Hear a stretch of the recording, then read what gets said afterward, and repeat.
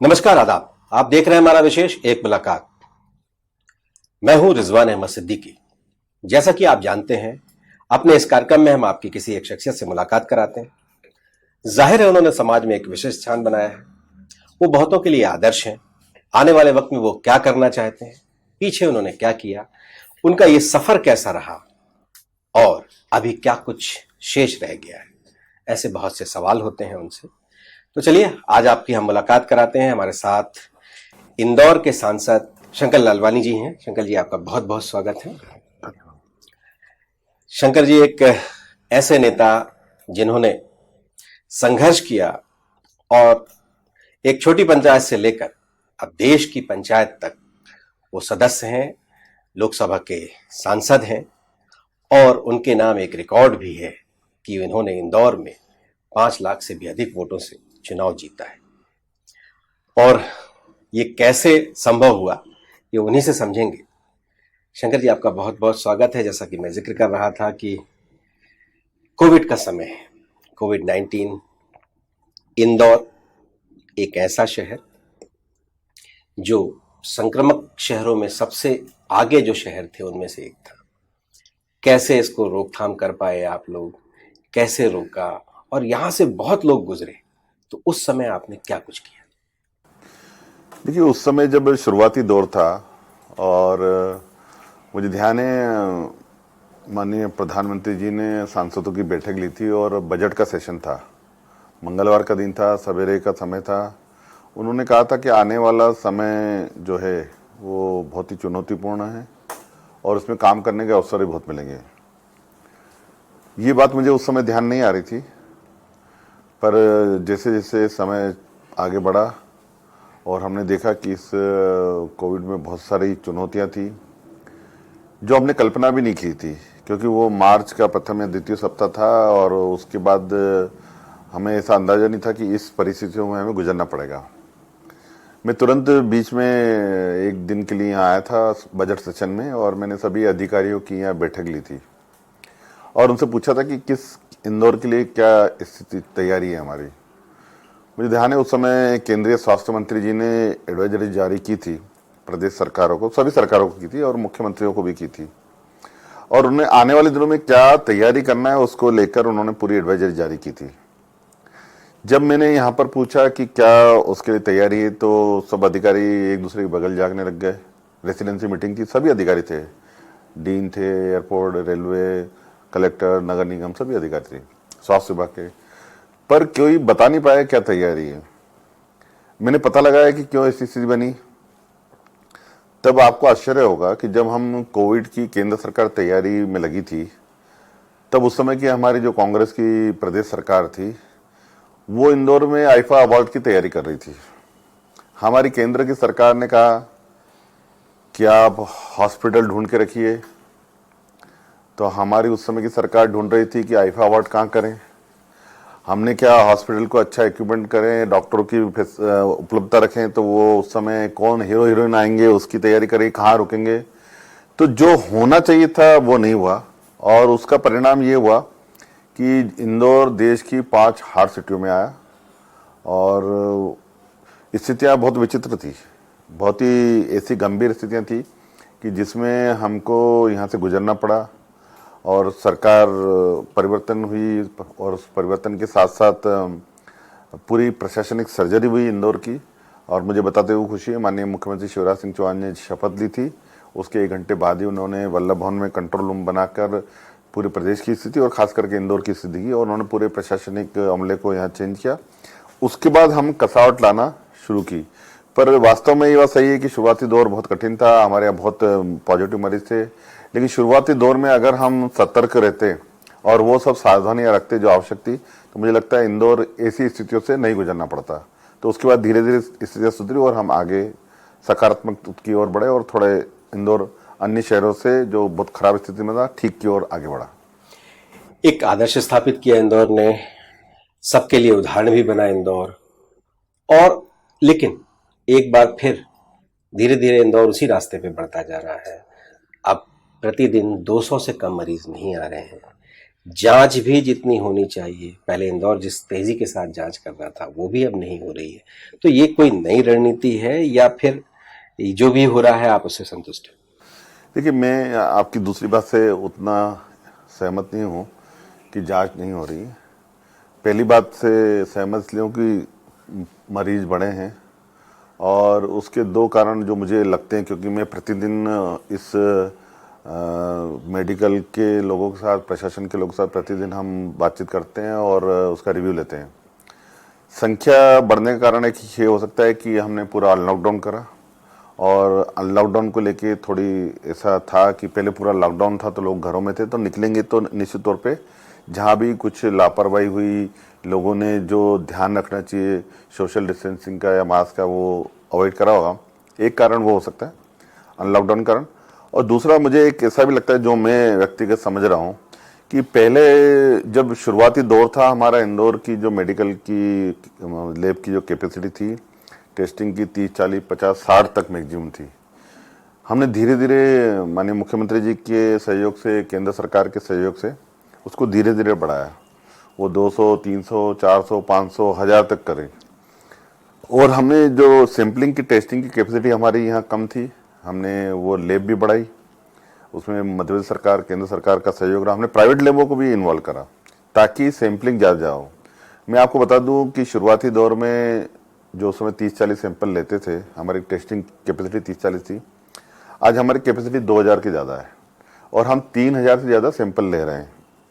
3000 से ऊपर सैंपल लेने की हमारी मंशा ये कि हो सकता है जो आप कह रहे हैं कि संख्या बड़ी हो, हमारा भी ऐसा मानना है, मैं व्यक्तिगत भी ये मानता हूँ और ये बोलता भी हूँ कि हमको ज़्यादा से ज़्यादा सैंपलिंग करना है। और इसलिए करना है, कभी कभी क्या एसिम्टोमेटिक लोग भी रहते हैं जिनको सिम्टम नहीं आते हैं और वो पॉजिटिव भी रहते हैं। जब वो समाज में रहते हैं तो जो जिसकी इम्यूनिटी कम है, जो बुजुर्ग है, जिसको डायबिटीज है या अन्य बीमारी है, उसको जब संक्रमण फैलाते हैं, खुद को तो उनको नहीं लगता है, लेकिन जब दूसरों को फैलाते हैं तो वो जल्दी उसको इफेक्ट करता है। तो हमारा ऐसा मानना है कि हम ज़्यादा टेस्टिंग करें। कोई डर की बात नहीं है, अगर ज़्यादा लोग आ रहे हैं तो उनका इलाज होना चाहिए। ये तो ट्रेसिंग है, और माननीय मुख्यमंत्री जी ने कहा है जितने ज़्यादा आप टेस्ट करोगे, ट्रेसिंग करोगे और ट्रीटमेंट करोगे, उतने ज़्यादा अच्छा है, और उसी तर्ज पे हम चल रहे हैं। तो हो सकता है कि ज़्यादा सैंपलिंग 3000 से ऊपर हो रही हो, ज़्यादा लोग आ रहे हो, तो हम चाह रहे हैं कि पूरे समाज का एक बार, पूरे शहर का एक बार टेस्टिंग हो जाए, ताकि उसमें जो भी हो उनका इलाज सही हो। टेस्टिंग के साथ साथ इलाज का भी जिक्र है। सरकारी जो अस्पतालों की सुविधाएं हैं वो उस तरह की नहीं है, उस स्तर की। निजी अस्पतालों का बहुत सहारा लिया जा रहा है, बहुत ढेर सारे निजी अस्पतालों को भी इसके लिए चिन्हित कर लिया गया है। लेकिन निजी अस्पताल बहुत महंगे हैं और ज़्यादातर लोगों को खुद के खर्च पर भी इलाज कराना पड़ता है। तकरीबन 30,000 रुपए के आसपास एक दिन का खर्च। ऐसा लगता है जैसे किसी 7 स्टार में व्यक्ति ठहर गया। तो ये बहुत है, और इसको लेकर भी आप सांसद हैं, तो उसको लेकर आपने कोई सवाल खड़े किए हैं, या इसको आपको क्या लगता है कि इसमें आम आदमी पर बहुत बोझ पड़ रहा है? तो इंदौर में हमने जो प्रशासनिक लेवल पर, अगर कोई गरीब व्यक्ति है, मध्यम वर्गीय है, जो अफोर्डेबल नहीं है, उनके लिए शासकीय हॉस्पिटल हैं। 3 तो शासकीय हॉस्पिटल हैं और 2 प्राइवेट हॉस्पिटल में हम इलाज करा रहे हैं। तो वो सभी उन लोगों का इलाज हो रहा है जो चाहते हैं कि शासकीय मदद से हो।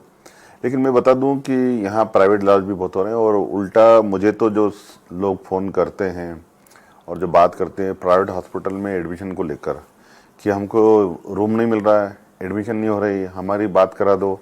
तो कुछ लोग ऐसे हैं जो अफोर्डेबल हैं, वो चाहते हैं कि हम अच्छे हॉस्पिटल में, अच्छी जगह हमारा इस हॉस्पिटल में इलाज हो, तो हम उनके लिए भी कर रहे हैं। तो दोनों प्रकार की व्यवस्था है, शासकीय स्तर पर भी है और प्राइवेट हॉस्पिटलों में है। जो अफोर्डेबल हैं वो प्राइवेट हॉस्पिटल जाते हैं, जो अफोर्डेबल नहीं है उनको यहाँ करते हैं। और इस यही नहीं, अगर हमें लगता है कि पेशेंट की संख्या अगर बढ़ती है, हमारे जो शासकीय हॉस्पिटल हैं और उसके अलावा जो हमने प्राइवेट 2 हॉस्पिटलों को सरकार ने जो लिया है, कॉन्ट्रैक्ट किया है, उनके साथ अगर संख्या और बढ़ेगी तो हमारे यहाँ पर 400 से ज़्यादा बेड का एक सुपर स्पेशलिस्ट हॉस्पिटल तैयार है। और मुझे लगता है कि अगर जरूरत पड़ी तो हम एक दिन के नोटिस पे वो 400 बेड का जो हॉस्पिटल है, उसमें सभी इक्विपमेंट लग गए, वेंटिलेटर लग गए, सभी प्रकार की सुविधा उपलब्ध है, हम चालू कर सकते हैं। तो मुझे नहीं लगता है कि ऐसी कोई समस्या आने वाले दिनों में रहेगी या आ रही है। महंगे हैं अस्पताल, उसका जिक्र करें। देखिए, जो प्राइवेट हॉस्पिटल है जो इलाज कराना चाहते हैं, कुछ कुछ लोगों को ऐसा लगता है कि मैं शासकीय अस्पताल में नहीं जाऊं, मैं प्राइवेट हॉस्पिटल में इलाज करूं। ठीक है, तो बिल्कुल सही है, लोग जाना चाहते हैं, अफोर्ड बिल्कुल भी कर सकते हैं, बिल्कुल। लेकिन उसका एक कहीं ना कहीं एक सूची तो ऐसी होनी बीच में चाहिए। ये शिकायत आ रही थी जो आप कह रहे हैं कि ये शिकायत आई थी, और हमने सभी जो हॉस्पिटल के मालिक हैं और जो इंचार्ज है उनकी बैठक बुलाई थी और बुला के स्पष्ट निर्देश दिए थे। उनकी अपनी समस्या है। कुछ डॉक्टर जो हैं वो छुट्टी पे चले गए नहीं हैं, कुछ डॉक्टर हैं जिनको ओवर टाइम करना पड़ता है, मेडिकल पैरामेडिकल स्टाफ है उनको स्पेशल ड्यूटी, क्योंकि ये भी कोई भी हो, डॉक्टर हो या नर्स हो या वो सफाई कर्मचारी जो हॉस्पिटल में रहता है, उसको भी डर रहता है पॉजिटिव केसेस में काम करने का। तो बहुत सारे लोग हमने देखा कि शुरुआती दौर में तो हॉस्पिटल में जा ही नहीं रहते। हमने बड़े बड़े हॉस्पिटल वालों से बात की तो बोले बहुत सारे डॉक्टर छुट्टी पे आ नहीं रहे। तो उनकी एक अलग समस्या, उनके साथ बैठे थे, उन्होंने हमें बताया था कि इस ये समस्या आ रही है, जो हमारा सफाई कर्मचारी है जो हम देते थे उसको डबल दे रहे हैं, जो नर्स है उसको जो दे रहे थे उसको डबल दे रहे हैं, डॉक्टर कम हो गए तो उनको दे रहे हैं। तो उनकी एक अपनी समस्या है। और दूसरा, जब वो पॉजिटिव पेशेंट का ट्रीटमेंट करते हैं तो सामान्य जो पेशेंट है उसका इलाज नहीं कर पाते हैं, तो उनको वो आइसोलेशन के लिए अलग ही रखना पड़ता है। अब जरूरी नहीं है कि उनका अगर 20 बेड का हॉस्पिटल है उसमें 4 ही बेड ऑक्यूपाइड है, तो 16 बेड की उनकी जो वो है, तो वो पूरी उन्होंने समस्या बताई। पर फिर भी हमने कहा है कभी कभी समस्या आती है तो हम उनसे बोलते हैं और वो कंसिडर करते हैं। एक इसी कोविड से जुड़ा हुआ एक सवाल और है कि अनलॉक की तरफ बढ़े, लेकिन वो इंदौर जिसने बहुत संयम बरता था, लॉकडाउन को लेकर बहुत संयम बरता, यहां तक कि दूध भी उपलब्ध ना हो तो भी संयम बरता, लेकिन अचानक इंदौर में सियासत बहुत तेज हुई और सियासी दबाव बहुत डाला गया, प्रशासन को उस तरह से काम नहीं करने दिया गया, ये भी आम चर्चा होने लगी। और यहाँ तक कि एक अभियान सा छेड़ा गया कि नहीं, अब बिल्कुल नहीं किया जाएगा, ऐसा नहीं करने दिया जाएगा। ये जो चीज़ें हैं, इससे नहीं लगता कि कहीं ना कहीं संक्रमण की ये भी एक वजह है? देखिए, अगर हम इस बात को देखें, हम भी जो जनप्रतिनिधियों की तरफ से बात आई थी, और आप अगर दूसरा पक्ष भी देखेंगे, प्रशासनिक पक्ष ठीक है, उनकी एक लिमिटेशन है, उनका एक पक्ष रहता है कि हम जो इलाज करने की जो व्यवस्था है, बाकी चीज़ों की व्यवस्था है, उसके हिसाब से वो धीरे धीरे, शुरुआती दौर में हमने जो अनलॉकडाउन करा बहुत ही कंट्रोल वे में करा, और इंदौर की मिसाल कई शहरों में दी जाती है कि हमने धीरे धीरे करके शहर को खोला, और आर्थिक गतिविधियाँ जरूरी है। पर हमने देखा कि जो लंबे समय अनलॉकडाउन रहने के कारण, जो पूरा लॉकडाउन रहने के कारण जो अनलॉकडाउन की डिमांड आ रही थी, तो लोगों में एक आर्थिक पक्ष को लेकर एक समस्या आ रही थी। और जहां हम जा रहे थे वहां ये कह रहे थे कि कब खुलेगा, कैसे खुलेगा, हम काम धंधे कैसे करें, रोजी रोटी, खासकर जो गरीब और मध्यम वर्ग के लोग हैं उनके सामने रोजी रोटी की समस्या थी। तो निश्चित तौर पे उनकी जो मांग थी, उनकी डिमांड थी, और जनप्रतिनिधि जनता का समस्याओं को लेकर अपने प्रतिनिधित्व करते, तो उन्होंने अपनी बात रखी थी, जनप्रतिनिधि ने बात रखी थी, वो सही थी, उनका जो दृष्टिकोण था वो सही था, प्रशासन ने अपनी बात कही थी वो सही थी, उसके बीच का हमने रास्ता निकाला, हमने धीरे धीरे अनलॉकडाउन करा। और चूंकि अब पूरा देश में अनलॉकडाउन की स्थिति बनी है, पर हम फिर भी ये जन जागरण के माध्यम से हम सब जनप्रतिनिधि निकले थे, लोगों से अभी भी कहते हैं कि उन सब सावधानियों को ध्यान रखें जो इसके लिए आवश्यक है। चलो, जब मैं पीछे चलता हूं, आप सांसद हैं आज, जब छात्र जीवन में थे तो क्या आपने सोचा था कभी कि आप सियासत में आएंगे, या पारिवारिक जो व्यापार है उसको करेंगे, पारिवारिक जो कार्य है उसे करेंगे, या सियासत में आएंगे? कब लगा कि इस तरह से राजनीति में आना चाहिए? देखिए, मैं तो हम परिवार तो व्यापारी परिवार है, और मैं खुद मेरी पढ़ाई मुंबई में, मैं इंजीनियर बना और मैं सर्विस भी कर रहा था। पर मुंबई में सर्विस करते हुए देखा कि जो हमारा इंदौर का अपनत्व है वो वहाँ नहीं मिला। तो निश्चित मैं अपने परिवार में लौटा, क्योंकि पूरा परिवार यहाँ था, पूरा शहर अपना था, यहीं जन्म हुआ। तो एक होम सिकनेस जिसको बोलते हैं, या टाउन सिकनेस जिसको बोलते हैं, शहर खींच लाया अपना, और यहाँ पर व्यापार शुरू किया। और उन्हीं दिनों चूंकि पारिवारिक पृष्ठभूमि संघ की थी, संघ में परिवार में आना जाना था, और धीरे धीरे ऐसे एक दो चुनाव में हालात ऐसे बने कि जिसमें राजनीति क्षेत्र में कदम रखा, और कदम रखने के बाद छोटे बूथ अध्यक्ष के रूप में काम किया, वार्ड अध्यक्ष के रूप में काम किया। और चूंकि उस क्षेत्र में ऐसा काम करने का बहुत अच्छा मौका मिला तो पार्षद का टिकट मिला, पार्षद का चुनाव भी जीता। दूसरी बार मौका मिला, फिर चुनाव पार्षद का जीता। तीसरी बार फिर मौका दिया पार्टी ने, फिर मैं अध्यक्ष बना जनकार समिति का, सभापति बना जनकार समिति का। और ऐसे ऐसे धीरे धीरे आगे बढ़ते रहे। पर ये बात सही है कि सोचा ना था कि हम राजनीति में इतनी दूर तक जाएंगे। शुरुआती दौर थी और एक काम पार्टी की विचारधारा से जुड़े हुए थे, संघ से जुड़े हुए थे, इसलिए इस विचारधारा से इसमें जुड़ते गए और जुड़ते जुड़ते इतने आगे आ गए कि आज पार्टी ने ये मौका दिया है। वक्त है एक छोटे से ब्रेक का। ब्रेक के बाद उनसे समझेंगे।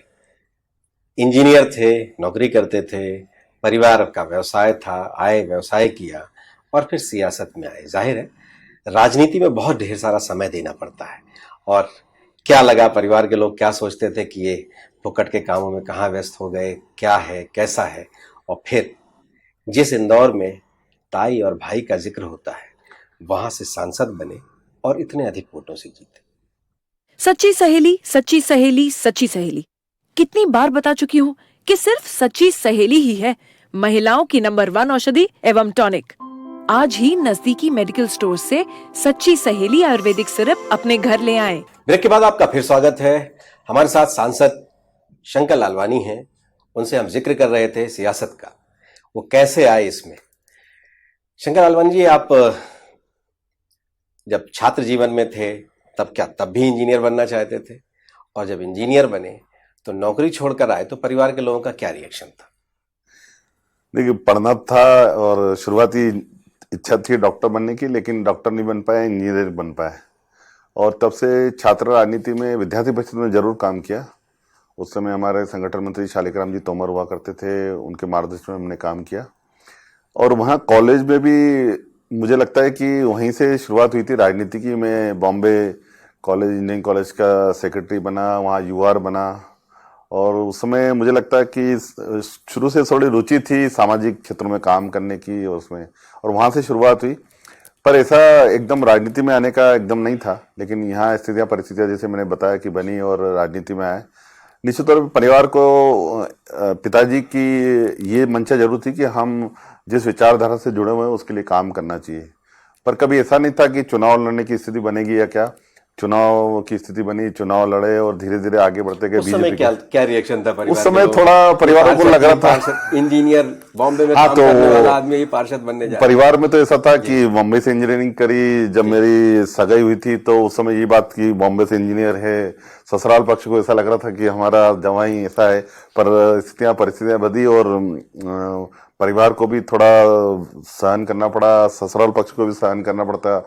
उनको क्या सोच था उनका कि एक हमारा जवाई कहाँ इंजीनियर मुंबई से और अच्छी नौकरी करने वाला, और कहाँ राजनीति में आ गया। लेकिन के नाली साफ हो रही है।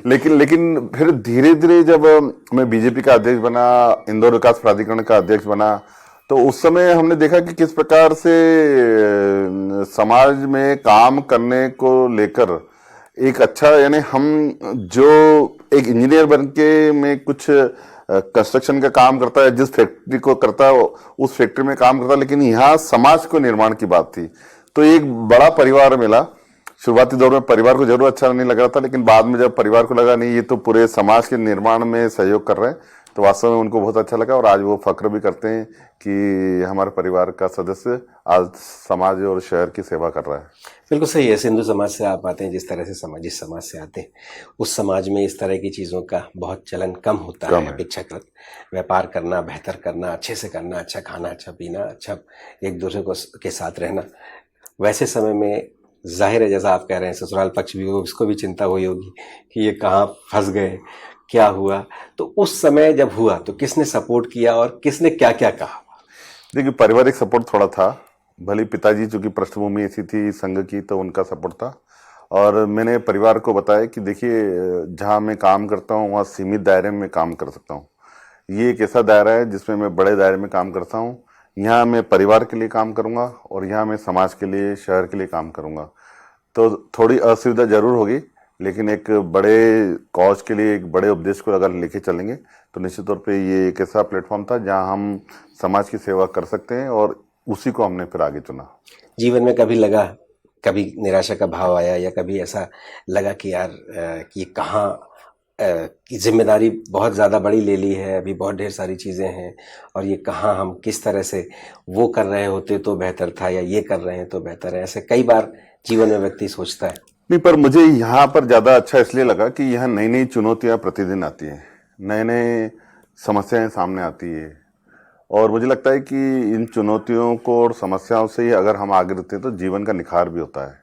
किस प्रकार नए आयाम को छूना, किस प्रकार नई नई चीज़ों को करना, ये एक होना भी चाहिए जीवन में। आप जीवन में एक मोनोटोनस बन के रह जाएंगे कि सुबह जाना 10 बजे, शाम को 5 बजे घर आना, और 5 बजे बाद फिर रूटीन की हो। आपके जीवन में कुछ ऐसा होना चाहिए कि कुछ करने के लिए, और ये जीवन इसलिए नहीं है कि मैं, मेरे परिवार या जहाँ मैं रहता हूँ वही जीवन, वो है कि हम दूसरों के लिए काम आए। तो ये एक ऐसा प्लेटफॉर्म है समाज का जिसमें आप सेवा भी कर सकते हैं और अपने आप को संतुष्ट भी कर सकते हैं कि मैंने समाज के लिए कुछ किया।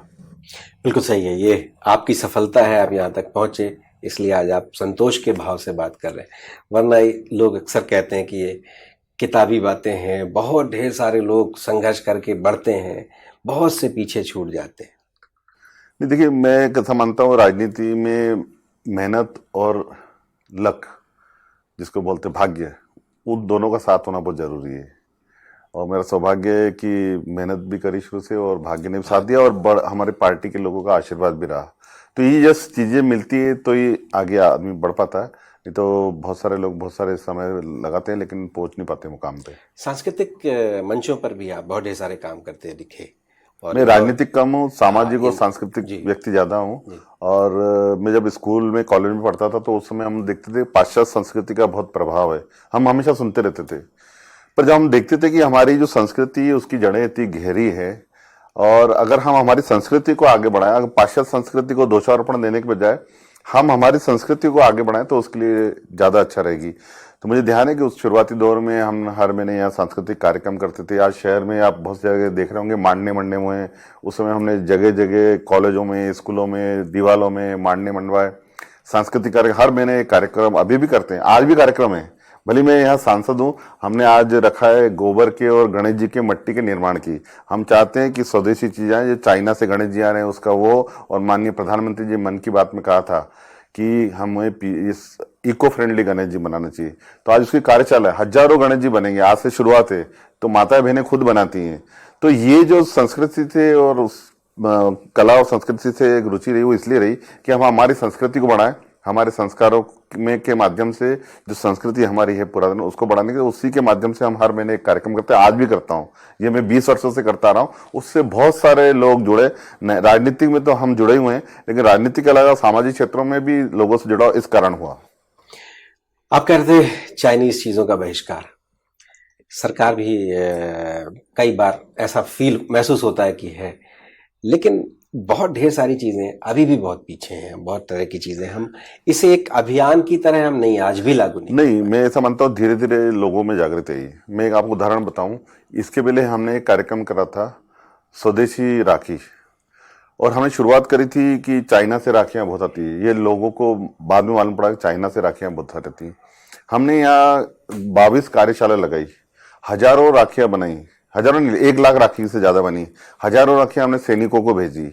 तो जब माता बहनों में इस बात की जागृति है कि चाइना से राखी आती है, और आप जो गणेश जी बना रहे हैं उसमें जब हम लोगों को ये बताते हैं कि हमारे भगवान भी चाइना से आ रहे हैं, तो लोगों में धीरे धीरे बढ़ रही है। मैं ऐसा नहीं कह सकता कि सभी चीजें बनना शुरू हुई है, लेकिन माननीय प्रधानमंत्री जी का जो लक्ष्य है आत्मनिर्भर भारत, स्वदेशी भारत, उसमें हम धीरे धीरे आगे बढ़े और लोगों में चेतना भी आ रही है।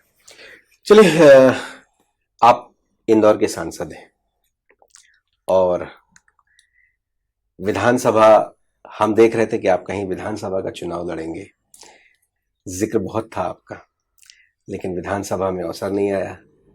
अचानक एक दिन ये अवसर आ गया जहां ताई और भाई की सियासत के बीच में बहुत कुछ उन्हीं के बीच में होता रहता है। वहां शंकर